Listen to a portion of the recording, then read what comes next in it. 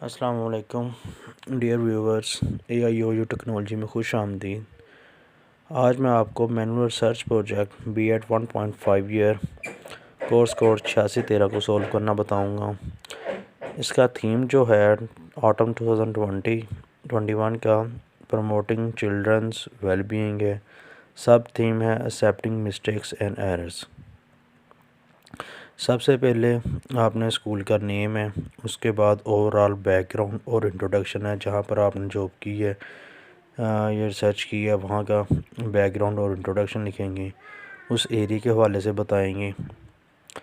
फिर earning trend उन लोगों का क्या था, लोग कमाई कैसे करते हैं, पेरेंट्स का लिटरेसी रेट क्या है, क्वालिटी एजुकेशन जो अदारे में आप काम कर रहे हैं वहाँ का क्वालिटी एजुकेशन, आप कैसी क्वालिटी की एजुकेशन दे रहे हैं, स्पेशल ट्रेड क्या है लोगों की, और सोशो इकोनॉमिकल स्टेटस क्या है। उसके बाद फिर आप थीम आ जाएगा, सब थीम आ जाएगा, और जो आपका रिलेटेड टॉपिक है, जैसे मेरा improving self esteem by motivation responding and overcoming mistakes है। जो फर्स्ट क्वेश्चन है, why did you select this specific sub theme and topic related to your experience problem in your classroom institution. उसके बारे से आप बताएंगे। उसके बारे में आप थोड़ा सा इंट्रो देंगे कि आपने ये क्यों सिलेक्ट किया है। प्रॉब्लम्स आपने जो क्लास चूज़ किया उसमें आपने कौन कौन सी प्रॉब्लम्स देखी हैं, और उनमें प्रॉब्लम्स को किस तरह सॉल्व करना है कि बच्चों में एक्सेप्टिंग मिस्टेक्स एंड एरर्स की हैबिट किस तरह डालनी है। इसके बाद जो मैंने देखा था उसमें ये देखा था 3 पॉइंट मैंने देखे थे कि जो बच्चों हैं उनमें ये जो नॉलेज की कमी की वजह से उनके आइडियाज़ क्लियर नहीं थे, इसलिए वो मिस्टेक्स किया करते थे। और इसके अलावा कुछ गोल्स और ऑब्जेक्टिव थे उनको मैंने मद्देनज़र रखते हुए अपने इस थीसिस को लिखा है। इसके बाद क्वेश्चन नंबर 2 बनता है, what was your discussion with your colleague, friends, senior teacher and supervisor regarding the problem.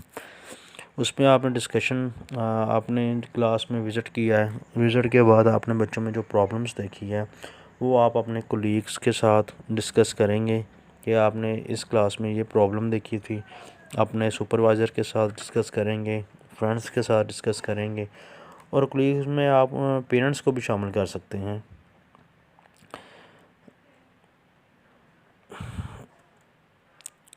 आपने ये जो प्रॉब्लम है वो बच्चों में देखी है, आपने उनके साथ जो जो मसाइल थे वो उनको आगाह किया है, और बाद में आपने इस पर काम करना शुरू कर दिया। इसके बाद थर्ड क्वेश्चन है, what did you find the problem in existing literature, books, articles और websites, explore book and online sources to know what and how was been already done regarding this problem.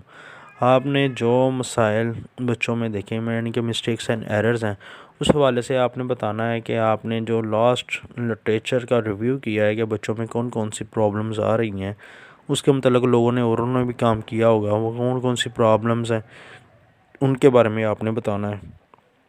और last research paper आप online research करेंगे, और जिस author का आपने काम लेना है वो आपने उस ऑथर का रेफरेंस जो है, वो हमारा लास्ट टॉपिक है 13 वाला, उसमें उनके रेफरेंस वगैरह को शामिल करना है।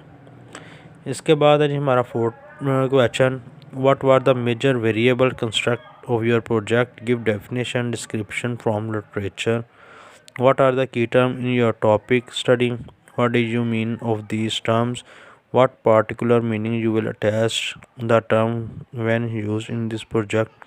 In my action research project, children's well-being is a major variable. ये मैंने बताया कि जो मेरी रिसर्च प्रोजेक्ट है इसमें चिल्ड्रंस वेलबीइंग को मैंने अपना मेजर वेरिएबल लिया है। Definition of childrens wellbeing to convey information of another effectively and efficiently. There are following variable in project: children's well-being, accepting mistakes and errors. उसके बाद डिपेंडेंट वेरिएबल हमारा चिल्ड्रंस वेलबीइंग है, और इंडिपेंडेंट वेरिएबल हमारा mistakes and errors हैं, उनको हमने discuss किया है।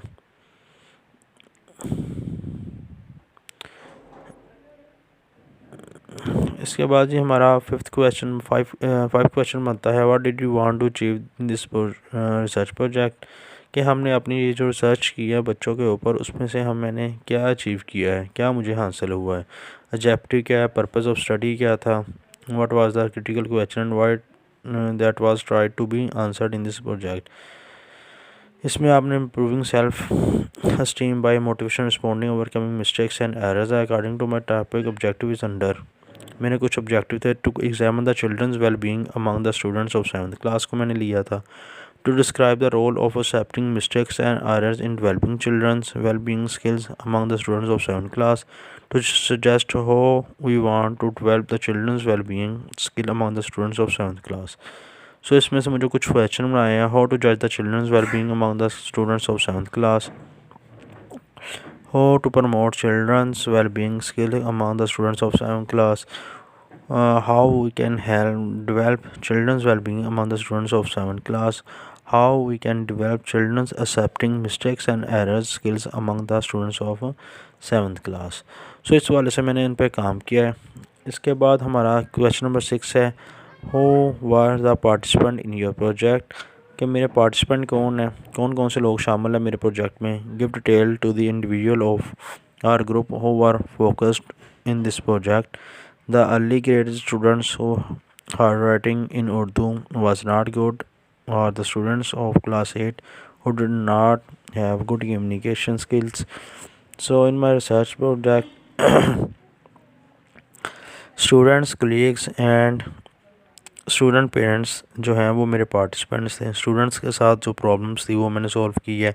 उनके पेरेंट्स को स्कूल में बुलवाकर उनके साथ डिस्कस किया है तमाम मामलात को. और इसके अलावा कोलीग्स जो थे उनके साथ मैंने मशवरा किया है. उन्होंने मेरी काफ़ी रहनुमाई की है. मेरे जो हेड टीचर थे उन्होंने काफ़ी रहनुमाई की है.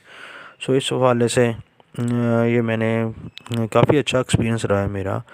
How did you try to solve this problem. मैंने ये मसला जो बच्चों में आ रहे थे मिस्टेक्स एंड एरर्स के, वो तो थे बच्चों में लैक ऑफ नॉलेज की वजह से. तो उसको मैंने सॉल्व करने की कोशिश कैसे की है. सो इस हवाले से मैंने उनके साथ गेम्स खेली है, उनके साथ डिबेट्स की है, उनके इमोशंस कैस्चर्स के हवाले से ये गेम खेली थी. और ग्रुप डिस्कशन में काफ़ी बच्चों में इम्प्रूवमेंट आई है. सो गेम्स के हवाले से गेम्स हैं.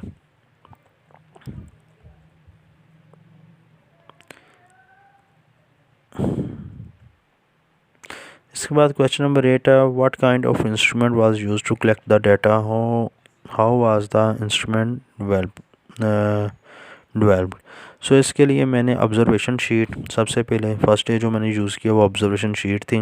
वहाँ पे बच्चों को डाटा कलेक्ट किया है. और इसके बाद क्वेश्चन और मुख्तलिफ तरह के क्वेश्चंस किए, उनके इंटरव्यूज़ किए थे. और एट दी एंड भी मैंने इसी शेड्यूल को फॉलो किया. जो लास्ट डे पे मैंने अपनी दोबारा एक शीट तैयार की है, जो उसका मैंने फ़र्स्ट शीट के साथ कंपैरिजन किया है, इंटरव्यूज़ का किया है.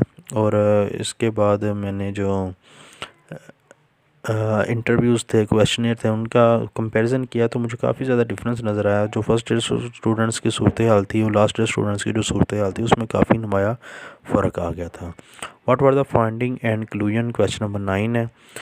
तो फाइंडिंग ये थी टेस्ट डाटा से हमें पता चला गया कि जो फर्स्ट डे था वहाँ पे बच्चे मेरे सिर्फ 60% ने मुझे आंसर दिया था और एट दी एंड 19% इस काबिल हो गए थे कि वो मुझे इजीली आंसर दे सकते थे. क्वेश्चनर्स में मुझे पता चल गया कि बच्चों ने कैसा काम किया. फर्स्ट डे और लास्ट डे का कंपैरिजन मैंने करके देखा है और नतीजा ये निकला है कि बच्चों में थोड़ी सी मोहब्बत के साथ, शफ़क़त के साथ, थोड़ा सा उनमें सेल्फ़ कॉन्फिडेंस पैदा करके, सेल्फ़ स्टीम पैदा करके हम बच्चों में काफ़ी ज़्यादा इम्प्रूवमेंट ला सकते हैं. इसके बाद समरी ऑफ़ द प्रोजेक्ट है. समरी ऑफ़ द प्रोजेक्ट में आपने ओवरऑल रिव्यू बताना है कि मैंने ये काम किया है और उसमें मुझे ऐसे नताइज मिले हैं और वो काफ़ी हौसला को नताइज थे. और क्वेश्चन नंबर 11 है. How do you feel about this practice. What have you learn. Self reflection आपने मुझे बतानी है. आपने अपनी सेल्फ़ रिफ्लेक्शन बतानी है कि आपने इस पूरे जो रिसर्च प्रोजेक्ट है उसमें आपका एक्सपीरियंस कैसा रहा है. आपने जो काम किया है उस पर आप क्या सेटिस्फाई हैं. क्या उस असूल को अपनाते हुए आप अपनी आइंदा ज़िंदगी में भी अच्छे काम बच्चों में सेल्फ़ स्टीम डेवलप कर सकते हैं. क्वेश्चन नंबर 12 है. What has it added to your professional skills as a teacher. As a teacher जब आप जॉब में आएंगे तो चूँकि बीएड एक प्रोफेशनल क्वालिफ़िकेशन है, तो जब आप जॉब में आएंगे तो एज अ प्रोफेशनल आपका इस एक्सपीरियंस में क्या कुछ फ़ायदा भी हुआ है कि नहीं. सो आप बता सकते हैं कि मेरा तो बहुत फ़ायदा हुआ है, क्योंकि मैंने बहुत अपने उन टीचर से बहुत कुछ सीखा है। कुछ नई चीज़ें मेरे अंदर डेवलप हुई हैं, उनको मैंने मेथड उनके मुख्तलिफ जो मेथड्स हैं उनको मैंने अपने अंदर लाने की कोशिश की है, जिससे मैं अब इस काबिल हो चुका हूँ कि मैं एक अच्छी क्लास को लेकर चल सकता हूँ। क्वेश्चन नंबर 13 है, रेफरेंसेस हैं। सो आपको जैसे मैंने बताया था कि जो डिफाइंस हैं वो आपने भी नेट से ली होगी, उसका रेफरेंस ऐड करना है। और रिव्यू एंड लिटरेचर का जो रेफरेंसेस था, जो जो आपने काम किया है वो उसमें ऐड करने हैं। सो ये मेरा रिसर्च प्रोजेक्ट था, और इससे मुझे तो काफ़ी कॉन्फिडेंस हासिल हुआ है। काइंडली अगर आप इसे चैनल को देख रहे हैं तो सब्सक्राइब करें, और अल्लामा इकबाल ओपन यूनिवर्सिटी की नई information regarding to lesson plan वो भी मैं वीडियो इंशाल्लाह आज ही इसमें ऐड करूँगा, जो आपको नॉलेज में इजाफ़ा करेगी। शुक्रिया। या जो सब्सक्राइब करें।